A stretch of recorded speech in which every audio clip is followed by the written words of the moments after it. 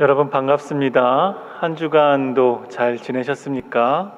오늘 우리 예배에 하나님과 예수님과 일주일 동안 누리셨던 그 수많은 이야기들, 수많은 마음들 가지고 나오셨습니까? 제가 참 좋아하는 찬양 중에 하나가 Heart of Worship이라는 찬양을 참 좋아합니다.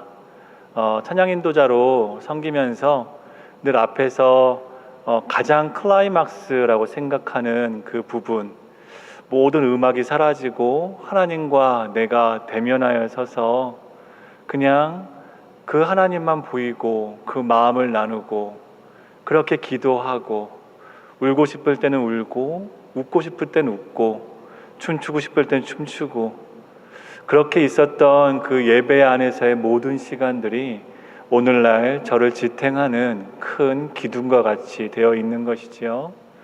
오늘도 찬양을 하면서 그런 생각을 또 그런 시절들을 떠올렸습니다. 과연 나는 한 주간 하나님과의 이야기를 지금 이곳에 가지고 나왔나 하는 마음들인 거죠. 여러분 안에 그런 하나님과의 한 주 동안의 이야기와 스토리가 있으셨습니까?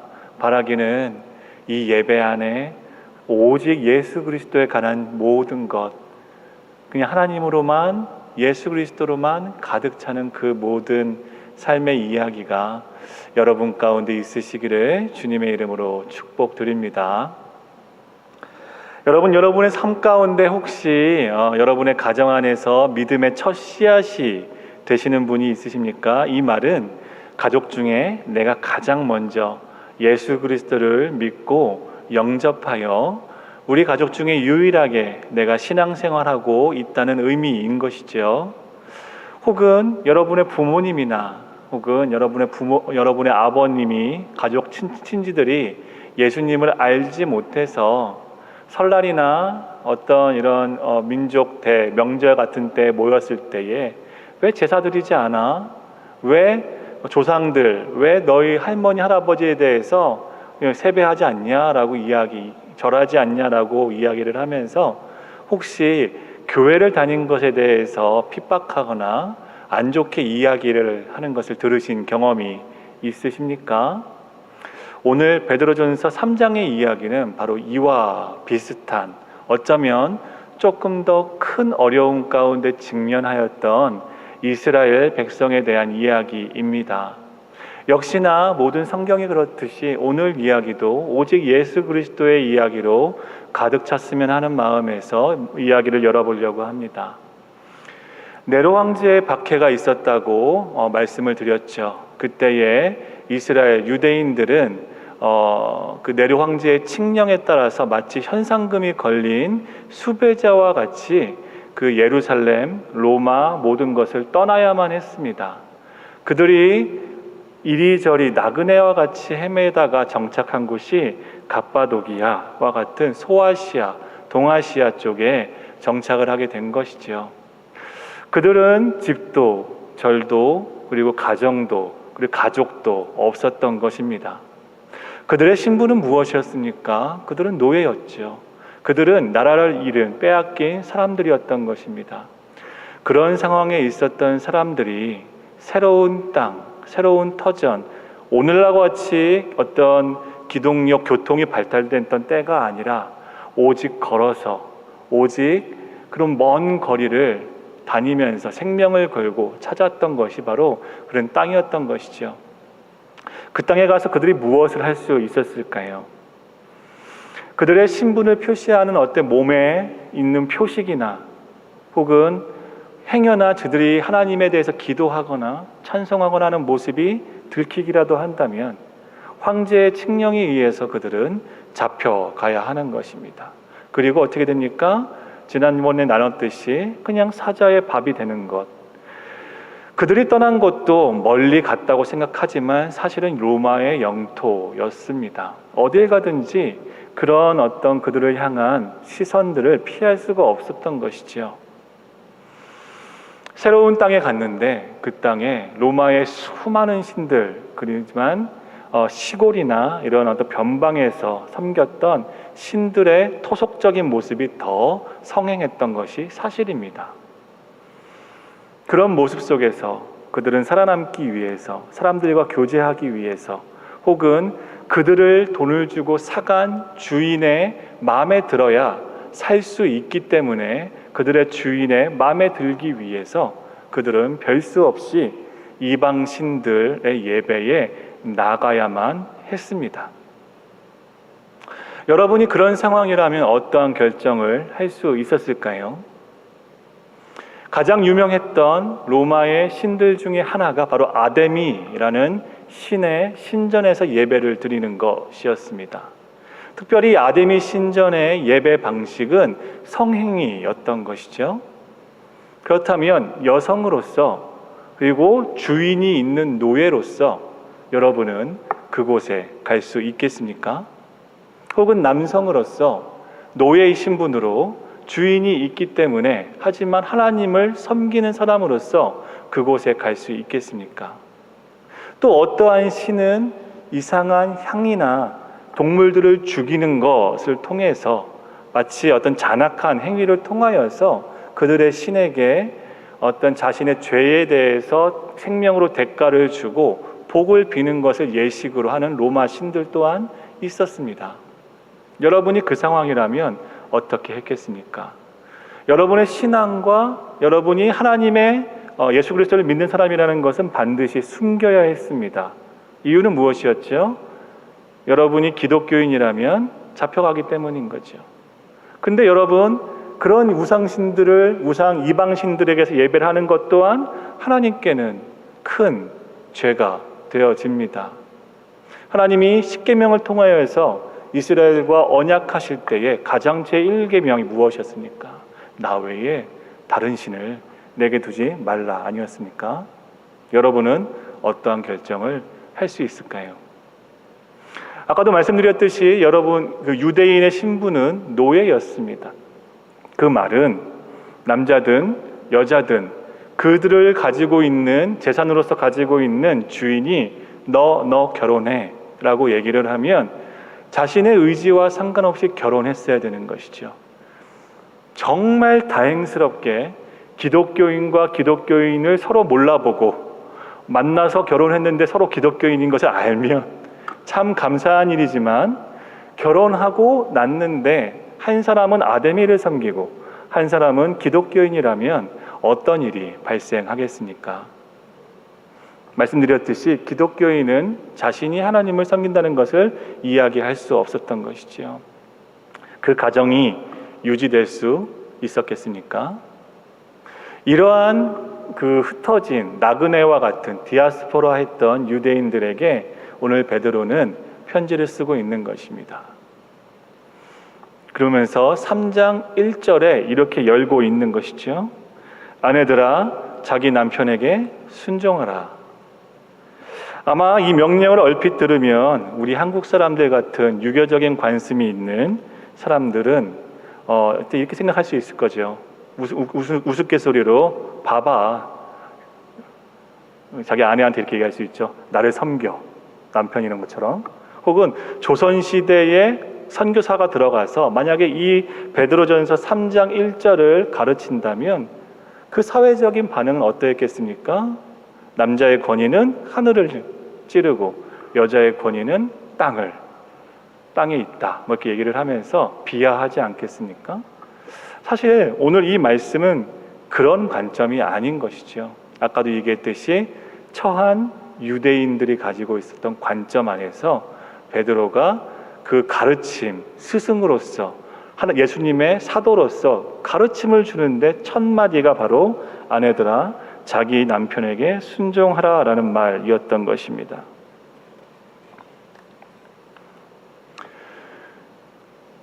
그러면서 풀어나가는 말이 있는 것이죠. 베드로 입장에서 어떻게 그럼 이 현 상황에서 너희 남편들, 이방신을 섬기는 사람들을 어떻게 너희가 믿는, 우리가 믿는 예수 그리스도의 구원의 길로 이끌 수 있겠냐. 그리고 어떻게 하면 너희가 너희 신분을 노출하고 예수 그리스도를 믿는 기독교인인 것을 이야기했었을 때에 남편이 아내를 그냥 잡아다 죽이는 그런 상황을 방지할 수 있을까? 하는 관점에서 베드로는 이야기를 하고 있는 것입니다. 당시에 성행했던 모습들 중에 하나가 이런 모습이 있었습니다. 아데미 신전을 섬기는 여사제들은 한 가지 특징이 있었는데 머리를 닦는 것이었습니다. 머리를 양갈래 혹은 한 갈래로 따고 그 위에 금장식, 금가루 같은 것들을 뿌려서 그 머리에서 마치 빛이 나는 것처럼 빛을 반사하면 그 사람 자체가 거룩하게 보이고 마치 신의 어떤 메신저로 보이기 위해서 그렇게 장식하는 것을 좋아했죠. 문제는 이런 어마어마한 아담이라는 큰 종교를 섬기는 사람이 그런 모습을 보일 때에 일반적인 로마의 시민들이 그런 모습을 동경했다라는 것입니다. 내가 머리를 양갈래를 따고 그리고 내가 내 머리에 시중에서 사는 금을 바르고 그리고 리본을 꽂고 하면 나도 저 사람처럼 저렇게 아름다워질 수 있을 거야. 나도 저 사람처럼 그렇게 멋진 여성의 모습으로 될 수 있을 거야 라는 착각이나 혹은 그런 문화적인 분위기가 사회 안에 스며들어 있었다는 것입니다. 그러다 보니 일반적인 가정에서 가난하더라도 혹은 형편이 좋지 않더라도 혹은 노예 신분이라고 하더라도 어떻게 하면 저렇게 예쁘고 어떻게 하면 저렇게 아름다운 치장을 나도 할 수 있을까? 저들이 입은 옷을 어떻게 하면 내가 할 수 있을까? 저들이 가지고 있는 그 장식품 귀걸이 하나라도 내가 얻을 수 있을까? 노예여서 돈은 없지만 열심히 내가 돈을 조금이라도 벌어서 저거 하나라도 사야지 하는 그런 사회적 분위기가 있었다는 거죠. 근데 그 갑바도기아나 소아시아 쪽에 있었던 이 문화적 부류에 역시나 유대인들이 휩쓸리기 시작했던 것입니다. 너도 나도 그렇게 치장하는 것을 아름답다고 하니 또 그들과 어울리기 위해서 그들과 대화하기 위해서 그들의 그룹 속에 들어가야 내가 살기 때문에 그렇게 치장하는 것이 어떤 하나의 동경, 하나의 목표처럼 여겨지기 시작했다는 거죠. 그런데 사도 베드로는 이야기합니다. 그렇게 하지 마라. 그렇게 치장하지 마라.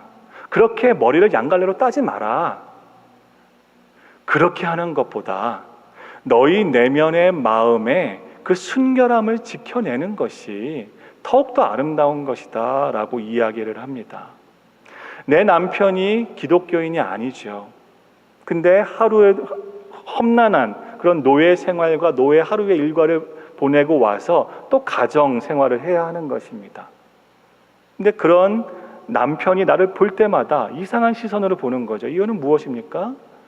남편이 섬기는 그 신에게 예배드리지도 않고 그 예배당에 갈 때마다 쭈뼛쭈뼛하고 그리고 힘들어하고 갔다 오면 남편에 대해서 막 안 좋은 말을 막 얘기하기 시작하는 겁니다. 당신 때문이다.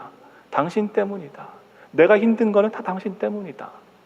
이러면서 이것이 싸움으로 벌어지는 그런 일반적인 현상들이 있었다라는 겁니다. 그때 사도 베드로가 이야기하는 거죠. 그렇게 말하지 마라. 그렇게 싸우지 마라. 그리고 일반적으로 그 사회가 요구하는 그런 여성상을 따라가라 라고 이야기하는 겁니다. 무엇을 위해서, 어떤 것을 위해서?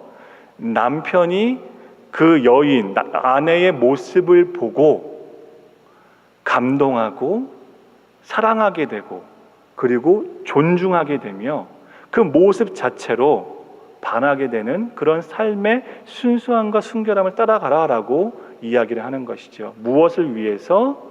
먼저는 그 유대인으로서의 생명을 보호하기 위해서, 그리고 두 번째는 예수 그리스도의 복음을 위해서 그렇게 하라는 것이었습니다. 남편이 이방신을 섬기든 섬기지 않든 결론적으로 우리가 살아가는 인간의 삶은 하나인 것 같습니다. 정말 온전하게 삶을 살아갈 때, 정말 정결하고 깨끗하게 삶을 살아갈 때, 그리고 그 삶 속에 거짓이 없고 그리고 정말 정의롭게 서 있을 때에 사람들은 그 모습을 보고 궁금해하고 저 사람이 왜 저런 모습을 저렇게 왜 저렇게 마음가짐을 가질까라고 생각을 하게 된다라는 것이죠. 그리고 그때에 물어보는 것입니다. 내 아내여, 당신은 왜 그렇게 나와 같은 모습으로 있지 않고 그렇게 마음을 순수하고 순결하게 하고 있습니까? 왜 나와 같이 내 신을 섬기지 않는데 어떻게 집에 와서는 그렇게 아름다운 모습으로 있을 수 있습니까? 나는 당신에 대해서 어떠한 비방도 할 수가 없습니다. 나는 당신에 대해서 어떤 원망도 할 수 없습니다. 당신은 왜 그렇습니까? 그때에 이 아내가 얘기하는 거죠. 나는 하나님을 두려워하는 사람입니다. 나는 하나님을 경외하는 사람입니다. 나는 하나님을 예배하며 그 구원을 믿고 따라가는 사람입니다. 이렇게 이야기할 때에 이 남편이 아내 때문에 감동을 받고 그 이방신을 떠나 예수 그리스도께로 나아온다라는 것입니다. 이것이 3장을 관통하고 있는 핵심 내용인 것이죠. 여러분의 가족들이, 여러분의 형제들이 예수님을 믿고 있습니까? 혹은 여러분이 정말 절친하게 어릴 때부터, 초등학교 때부터 함께 자라왔는데 신앙이 달라서 예수님에 대해서 이야기도 못하고 그리고 하나님에 대해서 자랑도 못하고 그 얘기를 해야 될 것 같으며 망설여지고 하는 상황이 있으십니까? 물론 상황은 조금은 다르겠죠. 물론 그 초대교회 때 핍박과 가운데 있었던 그 생명을 지켜내기 위해 아무에게도 얘기하지 못하고 본인이 기독교인이라는 것을 감추면서 하지만 오히려 하나님께는 더욱더 그 믿음을 지켜야 했던 그 상황과는 조금 다를 수 있을 것 같습니다. 하지만 상황이야 조금 다를지라도 사람이 감동받고 궁금해하는 것은 비슷한 것이 아닌가 생각을 해보는 것입니다. 선교지에 나가도 선교사님들이 이렇게 사역을 하시는 경우를 참 많이 봤습니다. 어떠한 국가나 나라에는 본인이 기독교인 것에 대해서 이야기할 수가 없는 것이죠. 이방신들, 다른 신을 섬기는 나라가 있기 때문인 거죠. 그곳에 가서 예수 그리스도를, 그 복음의 메시지의 한 소절이라도 전하기 위해 한 사람과 혹은 두 사람과 10년 동안 깊이 있게 관계를 맺고 교제하며 내가 그리스도인으로서 하나의 흐트러짐도 없이 정직하고 정결하며 마음에 늘 따뜻함과 사랑을 담아내고 그 사람을 보호하고 케어할 때에 10년이 지나는 어느 날, 5년이 지나는 어느 날, 심하게는 20년이 지나는 어느 날 비로소 왜 당신은 나를 그렇게 아끼고 사랑해 줍니까? 당신은 왜 그렇습니까? 라는 이 질문이 터져나오고 이 질문에 비로소 나는 예수님을 믿는 사람이기 때문입니다 라고 이야기하는 모습을 많이 보게 됩니다. 오늘 유대인들이 서 있는 상황이 그런 것이었습니다. 조금 반대로 한번 생각해 보고 싶습니다. 이제는 남자가 기독교인이고 여자가 이방신을 섬기는 케이스, 역시나 남성으로서 아데미 신전을 섬기는 이방신을 가지고 있는 여성을 아내로 맞아들였다면 매주 일어나는 그 예배를 감당할 수 있겠습니까? 그것은 현실인 거죠. 정말 큰 현실이었던 겁니다. 이렇게 얘기할 수 있죠. 그 예배 나가지 마라. 그 예배 나가지 마라. 그러면서 완력을 쓸 수도 있고 힘을 쓸 수도 있어요. 고대 사회니까요. 근데 그런 일이 실제로 일어났습니다. 정말 많이 빈번하게 일어났죠. 어떻게 내 아내를 저 이방신을 섬기는 그 예배의 행위로부터 벗어나게 해서 어떻게 하면 내가 믿는 그 예수 그리스도의 사랑과 은혜 가운데 이르게 할 수 있을까? 사도 베드로는 이렇게 얘기합니다. 너희 아내를 부드럽게 여겨라. 깨지기 쉬운 그릇처럼 여겨라. 존중해라. 이 말은 오늘날의 관점에서는 당연한 거 아니야? 라고 이야기할 수 있지만 그 당시의 사회적 상황을 고려한다면 이 말은 여간 사회적 관습을 깨는 것이 아닐 수 없습니다. 남자의 권위가, 전쟁에 나가서 싸움을 해야 되는 그 남자의 권위가 위에 있고 여성의 권위가 낮아져 있는 그때에 존중하라는 말, 그때에 사랑하라는 말, 그때에 깨지기 쉬운 질그릇과 같은 그 여인이기 때문에 정말 조심스럽게 부드럽게 여기라는 그 말을 지금 사도 베드로는 하고 있는 것이죠. 바로 그때에, 정말 지금은 답답하고 너의 신분도 숨겨야 되지만 바로 그때에 너의 아내가 돌아올 거다, 너의 아내가 그리스도께로 돌아올 거다라고 이야기하고 있는 것입니다. 그리고 나서 사도 베드로는 이 이야기를 예수 그리스도께로 이끌고 있습니다. 예수 그리스도가 어떤 분이십니까? 죄 중에 물들어서 죄가 죄인지도 모르고 우리가 하나님을 떠나 있는지도 모르고 무엇이 정의인지 무엇이 사랑인지도 모르고 어느 곳에 구원이 있는지도 모르는 바로 그때에 예수님께서 마치 나그네와 같이 이 땅에 오셨습니다. 그 나그네의 삶을 이리저리 찾아다가 한 곳의 지점에 이르렀던 그 유대인과 같이 하늘의 모든 권리, 모든 왕의 권리를 포기하시고 이 땅, 새로운 땅, 바로 그곳, 우리가 있는 이곳에 오셨다라는 거죠. 그곳에 오셔서 예수님께서 하신 것이 무엇이었습니까? 답답함을 표현하셨습니까? 우리를 향해서 왜 그렇게 못하냐고 질책하셨습니까? 그렇지 않으셨거든요. 사랑하셨고 찾아가셨고 어루만지셨고 치유하셨고 함께 사셨고 대화 나누셨고 함께 식사하셨고 같이 주무셨습니다. 그런 우리의 마음을 하나하나 섬세하게 체크하시고 살펴보시는 그 예수님이 몸소 삶을 보이신 거죠. 어떤 삶입니까? 하나님은 이런 분이다. 하나님의 나라는 이러한 나라다. 그 나라는 이러한 것들이 있을 것이다. 말뿐이 아니라 삶으로서 모든 것을 실천하셨던 것이고 그 결과의 끝이 무엇입니까? 우리가 늘상 고백하고 자랑하며 우리의 항상 마음의 중심이 되는 그 십자가 아닙니까? 우리가 예수 그리스도에 왜 감동하게 되는 것이죠? 우리가 예수님의 이름을 왜 귀하게 여기는 겁니까?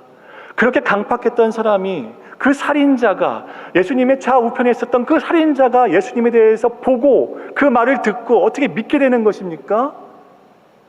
그 삶이 예수님의 말씀과 그것을 증명하기 때문인 것이지요.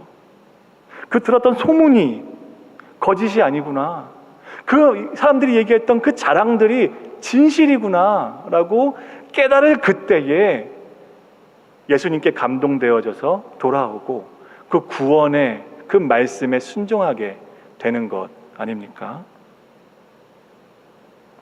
사람들은 2절에 너희의 두려워하며 정결한 행실을 봄이라 라고 이야기했던 것처럼 사람들은 우리를, 여러분들을 보고 있습니다. 이 교회를 지켜보고 있죠. 우리는 이렇지만, 세상은 이렇지만 교회, 너희는 어떠냐? 이 2절의 말씀은 아내에 대해서 베드로가 이야기한 것이었습니다. 여기서 본다라는 헬라어가 에포푸티우 산테스라는 말인데 이것은 끊임없이 조심스럽게 하지만 관심 있게 지켜본다는 뜻입니다. 남편이 정말 아내의 그 모든 일거수일투족, 하루에 함께 살아가면서의 모든 부분들을 관찰하고 보고 즐거울 땐 함께 웃고 아플 때는 함께 울듯이 세상이 우리를 그렇게 바라보고 있다라는 것이죠. 지켜보고 있다라는 것입니다. 그때에 그 세상에 우리가 보여줄 것, 우리가 그들에게 자랑할 것은 오직 예수 그리스도 아니겠습니까? 근데 그 예수 그리스도를 자랑하는 그 표현이 어떻게 드러나는 것이냐 하면 정결한 행실이며 두려워함이라고 이야기합니다. 여기서 두려워하며라는 그 말의 헬라어는 엠포보라는 말인 거죠. 경외한다라는 말의 또 다른 표현입니다. 그렇기 때문에 아까 전에 우리가 함께 찬양했던 마음의 예배라는 그 찬양, 내 삶의 모든 것이 It's all about you. 예수 그리스도에 대한 모든 것으로 채워지는 것. 그래서 내 삶의 정결한 행실, 예수 그리스도의 그 사랑, 겸손함, 섬김의 모습, 그 모습들이 드러나는 것을 세상이 보는 것입니다. 그때에 그 모습을 보게 될 때에, 비로소 그 보는 것이 깨달아질 때에 남편이 그 오랫동안 전통적으로 로마 시민으로서 오랫동안 섬겨왔던 그 신을 버리고 뒤를 돌아서 예수 그리스도의 그 사랑 가운데 돌아오듯이 예수님의 그 사랑을 통해서 세상이, 우리의 그 모습을 통해서 세상이 돌아오는 것입니다.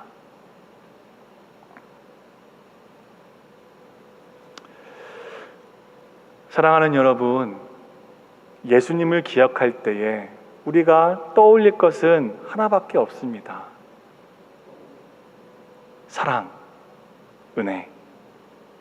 그것이 표현되어진 그 삶의 전부, 그것을 경험하시기를 바랍니다.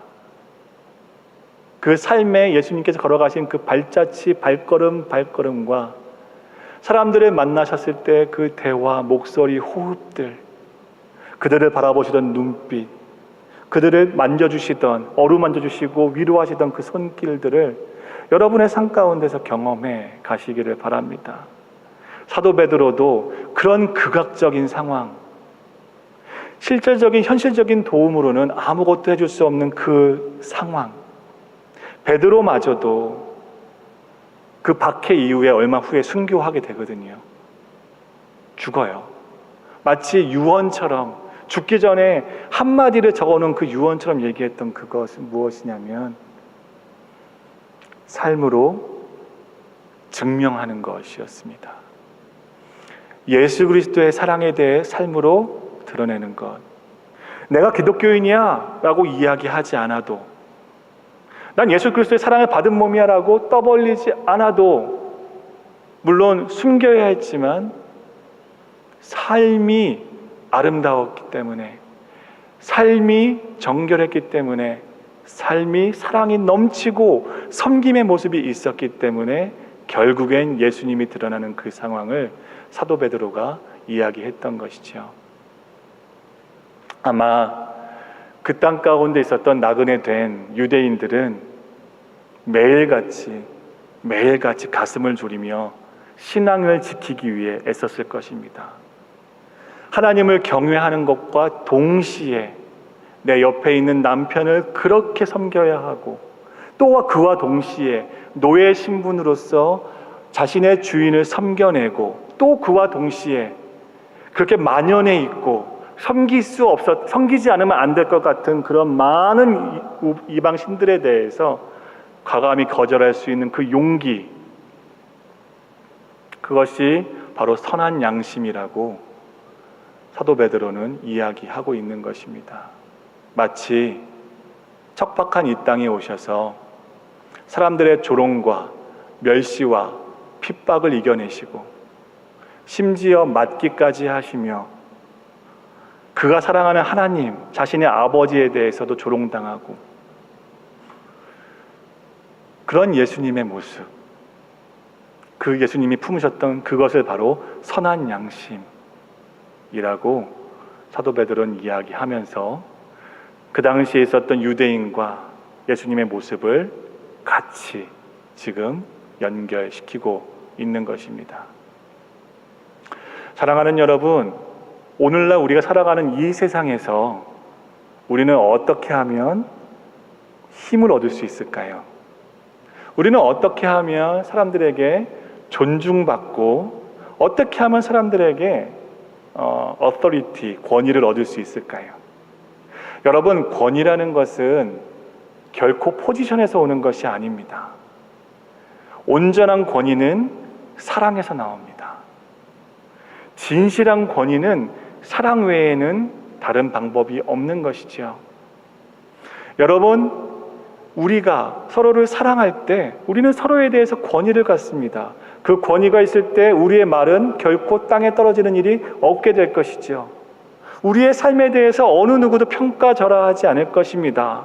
왜? 우리는 권위가 있는 사람이기 때문인 것이지요. 여러분이 예수 그리스도의 사랑, 예수 그리스도의 그 선한 양심을 여러분의 마음 가운데 품고 살기 시작할 때에 우리는 말할 수 없는 그 예수 그리스도의 권위를 얻게 되는 것입니다.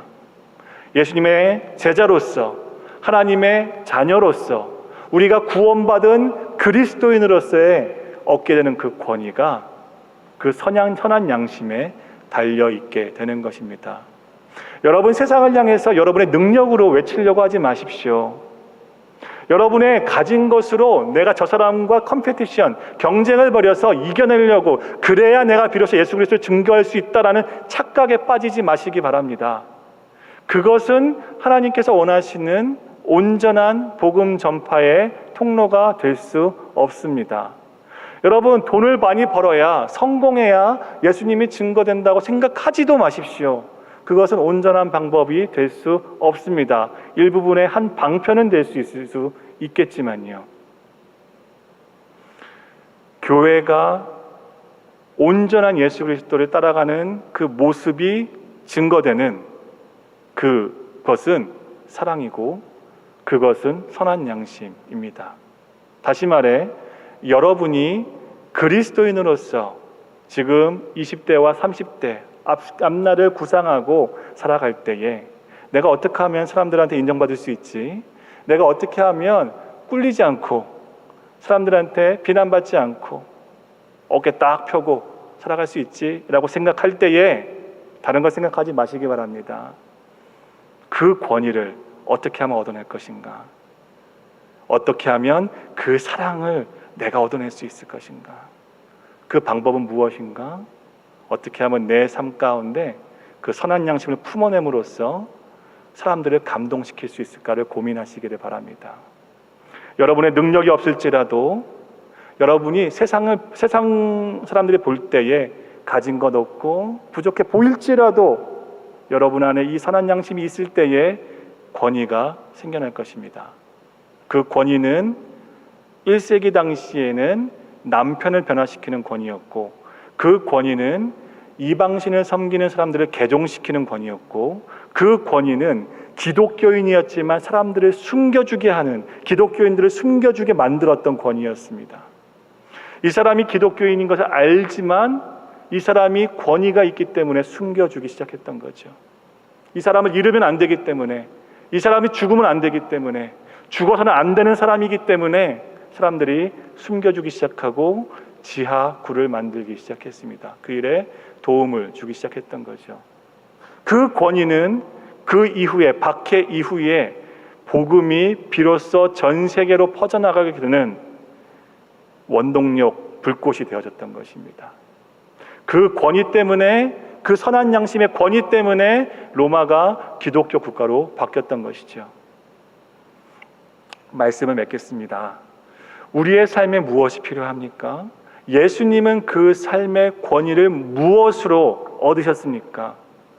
어떤 특별한 말, 허황된 말, 자신을 높이고자 하는 말을 하지 않고 목수의 건축가의 자식으로 태어나 나사렛 그 24 가정 정도만 살았던 그런 작은 촌락 시골에서 자란 그 예수님이 어떻게 권위를 얻을 수 있었습니까? 그 복음의 그 메시지가 어떻게 전해질 수 있었던 것이지요? 선한 양심의 권위 때문인 것입니다. 그 사랑 때문인 것입니다. 여러분, 여러분의 삶 가운데 이 권위를 세우시기 바랍니다. 여러분의 삶 가운데 이 권위를 얻어내시기 바랍니다. 여러분이 그리스도의 이름으로 사랑할 때, 여러분이 예수님과 같이 그 길을 걸어갈 때에 세상은 변하고, 여러분의 가정은 변하고, 여러분의 부모님은 구원의 길로 돌아올 것이고, 여러분의 형제는 구원받게 될 것이며, 여러분과 관계 맺는 모든 사람들 안에 복 중의 복, 예수 그리스도를 얻는 놀라운 일이 일어나게 될 것입니다. 예수님과 같이 예수님이 가지셨던 그 선한 양심을 품어내시기를 주님의 이름으로 축복드립니다. 기도하겠습니다. 위대하시고